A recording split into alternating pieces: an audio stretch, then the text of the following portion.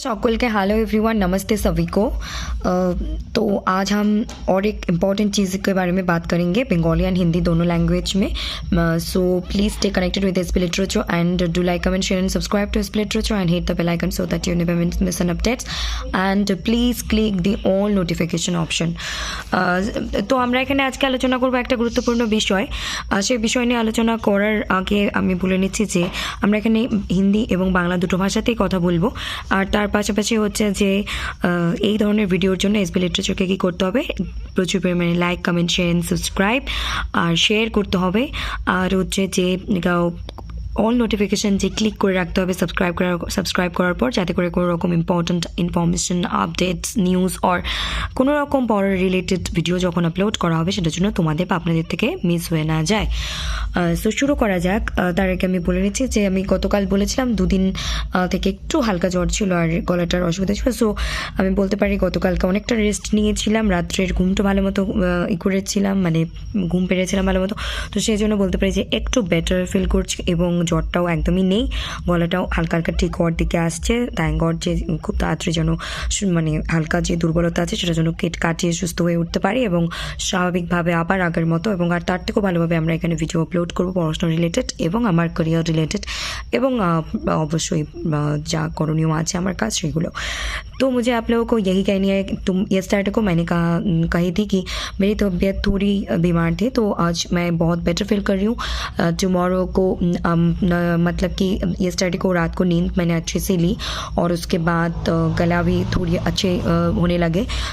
Thank God and God की कृपा से मैं यही दुआ करूँगी कि जल्दी से और स्ट्रॉन्ग हो जाऊँ, वीकनेस से बाहर आकर स्ट्रॉन्ग हो जाऊँ और पहले की जैसा पढ़ाई शुरू करें उससे भी दुगना तरीके से पढ़ेंगे हम और मैं अपने करियर में अपने काम में फोकस कर पाऊँ, फैमिली लाइफ एंड प्रोफेशन के लिए भी जो भी मुझे करनी चाहिए। और साथ में आप लोगों के साथ भी चलूँगी, आप लोगों को साथ लेकर मुझे आगे बढ़नी है, न कि अकेली।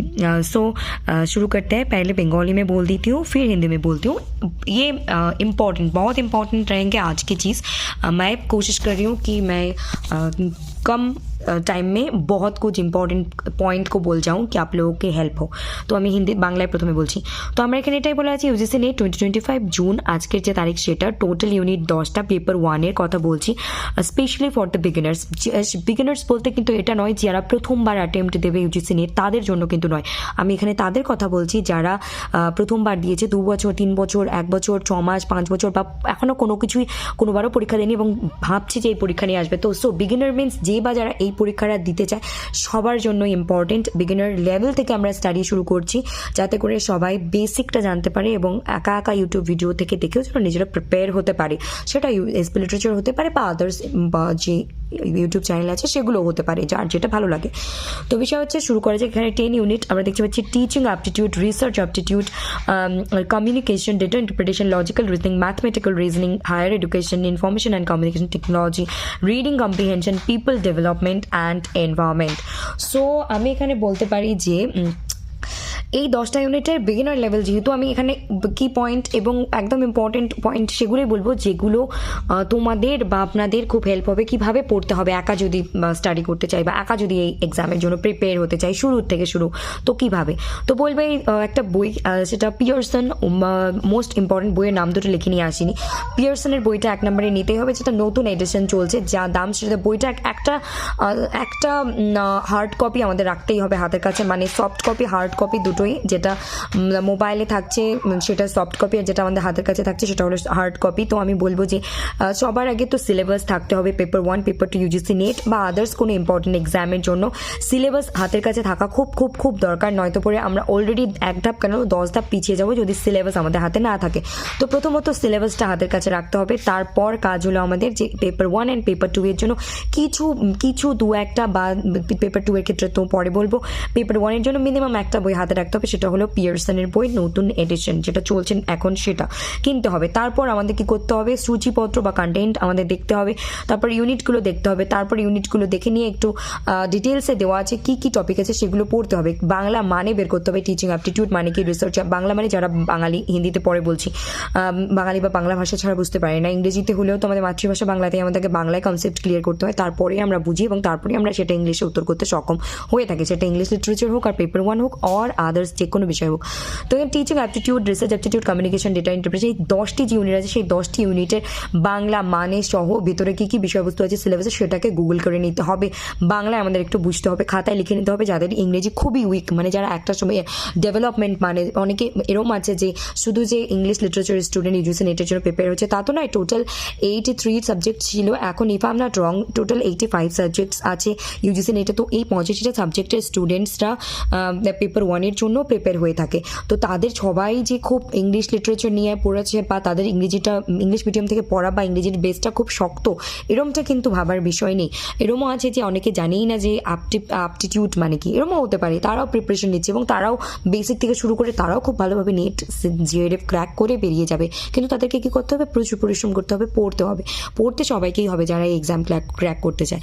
তো ডেভেলপমেন্ট মানে কি, কম্প্রিহেনশন মানে কি, এই সমস্ত বিষয় একদম বেসিক থেকে খুঁটিনাটি সব কিছু জানতে হবে। বিগিনার লেভেল যারা 11-12 থেকে সদ্য কলেজে পড়ছে তারা তো জানতো না কলেজের পড়াশোনার বিষয়, আবার যারা কলেজ থেকে ইউনিভার্সিটি যাচ্ছে তারাও সিলেবাস সম্পর্কে জানতো না, আবার যারা এই নেটের জন্য আসছে এমএ কমপ্লিট করার পর বা অ্যাপিয়ারিং স্টুডেন্ট হিসেবে তাদেরও বিষয়গুলো জানে নেই। সো বেসিক থেকে শুরু করতে হবে। এতে লজ্জার বা এতে এরকম ভাবার দরকার নেই মা ও এই মানে জানে না সেই মানে জানে না, এটা এরকমটা ভাবার বা বলার কোনো মানে নেই।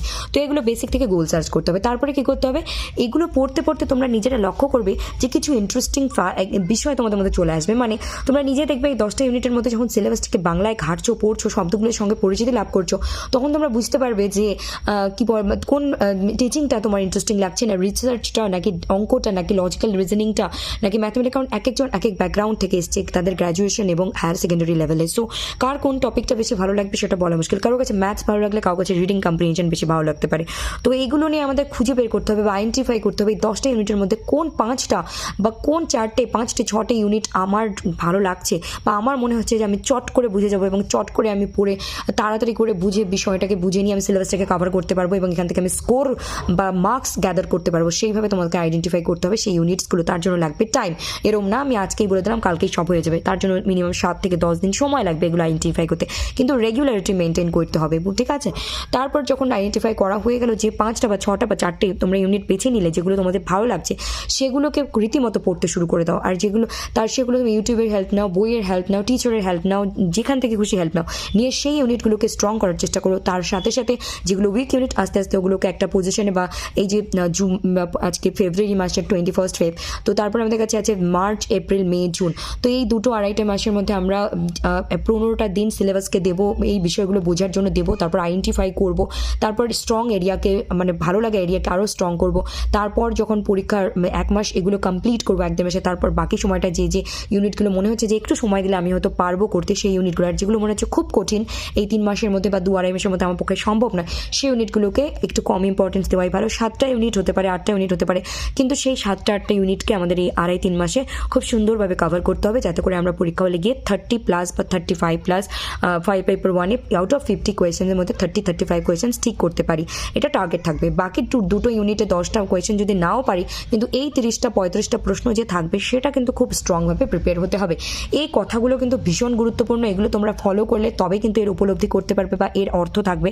আদারওয়াইজ শুনলে বেরিয়ে চলে গেলে তারপর প্রয়োগ করলে না, প্রয়োজন ছিল প্রয়োগ করলে না, তাহলে এই ভিডিওর কোনো মূল্য নেই। এইটা দেখাটাও এক ধরনের কিন্তু সময় নষ্ট হয়ে যাবে। সো আমি এখন এইগুলোই হিন্দিতে বলবো, বলার পরে আজকের ভিডিওটাকে স্টপ করব।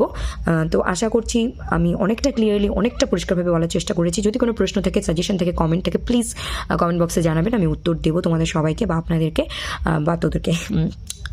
मुझे आप लोगों को यही कहनी है कि आज एक बेसिक चीज़ ऐसे बताऊंगी कि आप लोग सिर्फ ये पेपर 1 नहीं और भी कोई एग्जाम्स के लिए आप लोग प्रिपेयर हो रहे हो तब भी ये पॉइंट्स आप लोगों को हेल्प करेंगे। यही स्ट्रेटजी आप आपकी अलग सब्जेक्ट अलग एग्जाम्स के लिए भी अप्लाई कर सकते हैं। सो यहाँ पे लिखी है यूजीसी नेट 2025 जून और यहाँ पे लिखी है total units 10 and paper 1 specially for the beginners. So यहाँ पे एक डाउट क्लियर कर देती हूँ, बिगिनर्स मीन्स ये नहीं है कि जिसको सिर्फ पहली बार के लिए मतलब ज़िंदगी में पहली बार यूजीसी नेट एग्ज़ाम देने जा रहे हैं, मैं उनके बात नहीं कर रही हूँ। उन स्टूडेंट्स की बात नहीं कर रही हूँ, मैं यहाँ पे उन स्टूडेंट्स के बारे में बात कर रही हूँ जो कि 1 बार 2 बार 10 बार अटेम्प्ट दे चुके हैं, किसी वजह से उनके नहीं हुए हैं एग्जाम क्रैक और क्लियर, और वो फिर से देना चाहती है। ये एग्जाम क्लियर करना उनकी लाइफ में एक बहुत ही बड़ी लक्ष्य है और उनकी ख्वाहिश है, सपना है, उनकी इच्छा है, उनकी गोल है। तो उन सारे लोगों के लिए ये एप्लीकेबल है, चाहे वो अपीयरिंग स्टूडेंट्स हुए, ऐसे अपीयरिंग स्टूडेंट्स है ग्रेजुएशन पोस्ट ग्रेजुएशन के ऐसे एग्जाम देने के लिए प्रिपेयर है, तब भी उनके लिए एप्लीकेबल है। जो जिनके 3 to 5 ईयर्स के एक्सपीरियंस है इस एग्जाम को देने के, तब भी क्लियर नहीं कर पाए किसी वजह से, उनके लिए भी ये टिप्स एंड ये गाइडलाइंस एप्लीकेबल होंगे। So please do not skip this video because बहुत इंपॉर्टेंट बातें मैं करने जा रही हूँ। तो मुझे यहाँ पे यही कहनी है कि ये 10 यूनिट है, teaching aptitude, research aptitude, communication, data interpretation, logical reasoning, mathematical reasoning, higher education, information and communication technology, reading comprehension, people development and environment. So यहाँ पे आप लोगों को क्या करनी है कि पहले तो सिलेबस पेपर 1 एंड पेपर 2 के यूजीसी नेट हो या चाहे कोई भी कॉम्पिटिटिव एग्जाम्स हो, सिलेबस को डाउनलोड करो, उसके हार्ड कॉपी अपने हाथ के पास, जैसे मैं खाता से आप लोगों खाता के नोट करके पढ़ा रही हूँ आप लोगों को, ऐसे ही सामने आपके एक सिलेबस की कॉपी होनी चाहिए जो कि hard copy, not soft copy. Mobile में हो सकता है सॉफ्ट कॉपी, लेकिन पढ़ाई के वक्त हाथ के सामने सिलेबस चाहिए, ये कंपलसरी नेसेसरी है। इसके बगैर आप पीछे रह जाओगे। अगर सिलेबस आपके प्रिंट आउट नहीं है, आपके हाथ में नहीं है आपके सिलेबस, तो you are already missed a chance, because syllabus अगर हाथ में है तो आप ऑलरेडी एडवांस में हो और आप ऑलरेडी एक कदम आगे हो। फिर उसके बाद आप लोगों को क्या करनी है, मैंने बुक्स के नाम आज यहाँ पे नहीं लिख कर लाई, पहले के वीडियो अगर देखेंगे इस लिटरेचर पे तो मिल जाएंगे। मैंने बुक्स के बारे में भी बता दी थी पेपर 1 से रिलेटेड, फिर भी मैं यहाँ पे कहूँगी ज़्यादा नहीं, एक बुक पियर्सन की बुक ले लो, न्यू एडिशन, जितनी भी प्राइस है उसको खरीद लो। अब अगर आप लोगों की सॉफ्ट कॉपी मोबाइल में है तब भी मैं इसको नहीं कहूँगी ये बुक है। जब आप लोगों को ये कष्ट करके पैसे मैनेज करके, जब आप अगर आपके पास पैसे नहीं है 400-500 रुपए मैनेज करके आपको बुक लेनी होगी ये पेपर 1 के लिए पियर्सन, क्योंकि without this hard copy of paper 1 book you can't able to understand many things. So आपको ये बुक पहले तो आपके हाथ में होनी चाहिए पेपर 1 के पियर्सन के। उसके बाद क्या करोगे, उसके बाद आपको सिलेबस को रखनी है, उसके साथ साथ आपको कंटेंट सूची पत्र में जानी है, 10 यूनिट्स के बारे में पढ़नी है। सिलेबस में हर एक यूनिट के हर एक वर्ड्स को गूगल पे सर्च करो। If you are not understand English clearly, you can search it on Google in Hindi language also, or you can take help from YouTube also, and there are many sources, free resources. If you want to take help from these sources you can do it. And previously मैंने भी अपने YouTube channel पे बता रखी है कौन सी top 10 top 5 free resources है जहाँ से आप हेल्प ले सकते हो, हिंदी लैंग्वेज से भी, इंग्लिश से भी, ओके।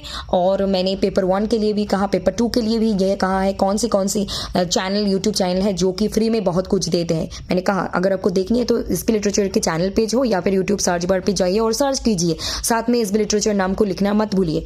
और उसके साथ आपको क्या करनी होगी, आपको ये सारी चीज़ें, ये बिगिनर लेवल, मतलब एनटीए यूजीसी नेट में, यूजीसी नेट के कैटेगरी पेपर 1 टोटल 83 सब्जेक्ट पहले थे, if I am not wrong, अगर मैं गलत नहीं हूँ तो टोटल 85 सब्जेक्ट्स हैं। 85 सब्जेक्ट्स के कैंडिडेट को पेपर 1 पढ़नी होती है क्योंकि ये कंपलसरी है। तो 85 सब्जेक्ट्स के जो कैंडिडेट्स हुए, हर एक कैंडिडेट इंग्लिश में बहुत ज़्यादा फ्लुएंट नहीं है, बहुत ज़्यादा एडवांस नहीं है। हो सकता है कि इंग्लिश लिटरेचर के स्टूडेंट्स को थोड़ी बहुत बेनिफिट मिलता है, लेकिन इसका मतलब ये नहीं कि इंग्लिश लिटरेचर के स्टूडेंट्स को हो सकता है रीडिंग कॉम्प्रिहेंशन ईजी लगते हैं, लेकिन उनको डेटा इंटरप्रिटेशन देखकर डर भी लगता है मोस्ट ऑफ द केसेस। सो ऐसा नहीं है कि जिनका पॉलिटिकल साइंस और अदर सब्जेक्ट है एजुकेशन, उनको हो सकता है कि इंग्लिश में डर लगती हो। I am not sure, but मैं जस्ट ये गेस कर रही हूँ क्योंकि हर एक की कैपेबिलिटी अलग है। तो ऐसे हो सकते हैं कि किसी को एप्टीट्यूड की मीनिंग भी नहीं पता क्योंकि आप जब हायर सेकेंडरी लेवल से ग्रेजुएशन लेवल से पोस्ट ग्रेजुएशन लेवल में आते हो, आपको सिलेबस के बारे में कुछ नहीं पता होता है, तब आपको डिटेल में पढ़नी होती है। धीरे धीरे करके 1 साल 2 साल 3 साल 4 साल के अंदर आप लोगों को समझ आ जाती है सिलेबस क्या थी, क्या पढ़ी थी, तब आपको एक अंडरस्टैंडिंग हो जाती है। तो ऐसे ही अगर आप यूजीसी नेट के कैंडिडेट हो, चाहे आप ग्रेजुएशन पोस्ट ग्रेजुएशन के एपियरिंग कैंडिडेट हो, चाहे आप 10 बार अटेम्प्ट दे चुके हैं फिर भी किसी वजह से नहीं हुए, तब भी आपको यही स्ट्रैटेजी, यही गाइडलाइंस फॉलो करनी होगी पेपर 1 के लिए, पेपर 2 के लिए और अदर्स सब्जेक्ट्स और कॉम्पिटिटिव एग्जाम्स के लिए भी। तो आप लोगों को हर एक वर्ड्स की हिंदी मीनिंग पता होनी चाहिए, क्योंकि ये बंगाली में मैंने कह दी, अगर आपकी मदर टंग हिंदी है या फिर आपको हिंदी ज़्यादा समझ में आती है, क्योंकि इंग्लिश हमारी सेकेंड लैंग्वेज है। जो स्टूडेंट्स इंग्लिश मीडियम से पढ़ी है उनकी मदर टंग भी इंग्लिश है और उनको इंग्लिश ही समझ में आती है, हिंदी नहीं आती है, तो उनके लिए बहुत हेल्पफुल होंगे कि उनको वो ऑलरेडी एडवांस है, लेकिन फिर भी सभी को पढ़ाई तो करनी होगी, पढ़ाई करनी होगी, हार्ड वर्क स्मार्ट वर्क दोनों करनी होगी। तो आप अगर आपको किसी स्टूडेंट को हो सकता है उनको कॉम्प्रीहेंशन की मीनिंग नहीं पता, किसी को डेवलपमेंट की मीनिंग नहीं पता, बेसिक चीज़ों की मीनिंग नहीं पता हो सकता है, लेकिन इसका हंसने की या फिर कोई क्रिटिसाइज करने की कोई बात नहीं है, क्योंकि हमको पता है ज़िंदगी में पहली बार ही हम बोर्ड एग्जाम्स देते हैं, ज़िंदगी में पहली बार ही हम प्रिपेयर होते हैं, तो इस पर डरने की कोई बात नहीं है, धीरे धीरे करके सीख जाएंगे। तो मैं ये क्यों कह रही हूँ, क्योंकि बिगिनर लेवल से आपको स्टार्ट करनी होगी, हर एक वर्ड्स की मीनिंग पता होनी चाहिए, सिलेबस को घूट के पी जाओ, मतलब कि कौन सी टॉपिक है क्या है उसके मीनिंग को समझो हिंदी में, फिर बुक में जाओ और वो बुक्स पढ़ो। ये 10 यूनिट्स में अगर आप जब सिलेबस को एनालिसिस करोगे आपको खुद में समझ में, आज पेन पेपर साथ में हर टाइम रखना, आपको खुद को समझ में आ जाएंगे कि मुझे ये टॉपिक अच्छी लग रही है, ये इंटरेस्टिंग नहीं लग रहे हैं, तो आपको ऐसे 4, 5, 6 यूनिट को अलग से लिखनी होगी। जो यूनिट आपको अच्छी लगी, इंटरेस्टिंग लगी, ईजी लगी कि मैं ये 2 बार 10 बार पढ़ूंगी तो मैं इसको कवर कर सकती हूँ, तो वो यूनिट को पहले फोकस करो और वही यूनिट पकड़ के पढ़ो। फिर उसके बाद मतलब 3 महीने अगर अपने हाथ में रखो कि 3 महीने हैं हमारे अपकमिंग यूजीसी नेट जून 2025 के लिए, तो आप 3 महीने में पहले 10-15 दिन दो सिलेबस को समझने में, इंटरेस्टिंग एरिया को चूज करने में और इंटरेस्टिंग एरिया को पढ़ने के स्टार्ट कर दो। फिर आप 1 महीना लगा दो 5 यूनिट्स को, जो इंटरेस्टिंग 4, 5, 6 एरिया यूनिट्स हैं उनको अच्छे से घुट के मतलब उनको अच्छे से पढ़ो, और उससे पहले मतलब गधा की तरह मत पढ़ना, उसको पढ़ने से पहले जो टॉपिक पूछे जाते हैं प्रीवियस ईयर क्वेश्चंस को देखो, जो टॉपिक पूछे जाते हैं उन टॉपिक को कवर करो, यूट्यूब की हेल्प लो, बहुत सारे फ्री रिसोर्सेस हैं उससे हेल्प लो और कवर करो। ऐसे कवर होने के बाद 1 महीने 1.5 महीने के होने के बाद फिर आप और 2-3 यूनिट में जाओ जो कि आपको लगता है कि आप 1-1.5 महीने में कवर कर सकते हो। ऐसे आपको 7-8 यूनिट कवर हो जाएंगे। अगर लास्ट में 2 यूनिट बच जाते हैं, नहीं होते हैं, तो टेंशन मत लो, उसको छोड़ दो मत, दिमाग में रखना 100 मार्क्स की जगह 2 यूनिट छोड़ दी तो 20 मार्क्स आपने छोड़ दी, तो 80 मार्क्स के लिए ऐसे प्रिपेयर हो कि वहां से 30 से 35 क्वेश्चन को सही कर पाओ और एग्जाम में 70 मतलब 35 हो गए तो 60 प्लस स्कोर कर पाओ, मतलब 30 to 35 प्लस क्वेश्चंस को आंसर करो और 65 से 70 60 to 70 के अंदर स्कोर करो आउट ऑफ 100। और ऐसे ही आप लोगों को नेट, जेआरएफ एंड पीएचडी तीनों के लिए एडवांस हो जाओगे, और ऐसे ही जाना, ये हर लोगों के लिए एप्लीकेबल है। ये इसका मतलब ये नहीं कि आप 100% सिलेबस कवर करो और एग्जाम में जाके हर यूनिट से 2-2 ऐसे मार्क करने से ज़्यादा अच्छा है कि आप 10 यूनिट से जगह 7-8 यूनिट्स को ही चूज करो, लेकिन वहाँ से हर यूनिट से आप 3-4 questions, minimum 4 questions, minimum 3 questions और मैक्सिमम 4 क्वेश्चंस को सही करो, ऐसे आप कर सकते हो। ठीक है, तो यही मुझे कहनी थी। बेंगली में कह देती हूँ, आप लोग जब তোমরা যখন শুরু করবে ইউনিট পড়ে ইন্টারেস্টিং এরিয়া বের করতে, তারপর তোমরা যখন কমপ্লিট করবে তার আগে তোমরা ইউটিউবে অনেক ভিডিও আছে, বাংলাতেও আছে, প্লিজ সার্চ করে নেবে যে কোন কোন মানে ইউনিটগুলো যখন কভার করছো কোন কোন টপিকগুলো থেকে বেশি প্রশ্ন আসে। গাধার মতো আমরা পুরো বইটা পড়বো না, যে টপিকগুলো থেকে প্রতি বছর লাস্ট 5-10 বছরের প্রশ্ন আসে সেই বিষয়গুলো কভার করতে হবে, ওই 5টা থেকে ইন্টারেস্টিং 5-7টা এরিয়ার ইউনিটের মধ্যে। ওকে, আর সবগুলো করলে তো আমাদের অসুবিধা হয়ে যাবে, মানে হচ্ছে অসুবিধা হয়ে যাবে, তো टाइम मैनेजमेंट হবে না। तो अभी आज के लिए इतना ही, होप कि आप लोगों को समझ में आ गई। अगर कोई प्रॉब्लम हो क्वेश्चन करना कमेंट बॉक्स में, अगर कोई सजेशन देनी हो कमेंट कर देना, अगर कोई अच्छी बुरी जो भी आपको लगती है मुझे कहनी है, सजेशन देनी, प्लीज़ कमेंट में बता देना। आज के लिए इतना ही, thank you all, love you all, God bless you all, take care and do like comment share and subscribe to SB literature. Like comment share and subscribe कर दीजिए, প্রচুর পরিমাণে like comment share and subscribe করুন, দূরে থাকুন, দেখতে থাকুন। শুভরাত্রি, good night, take care and keep learning and keep watching SB literature. Thanks.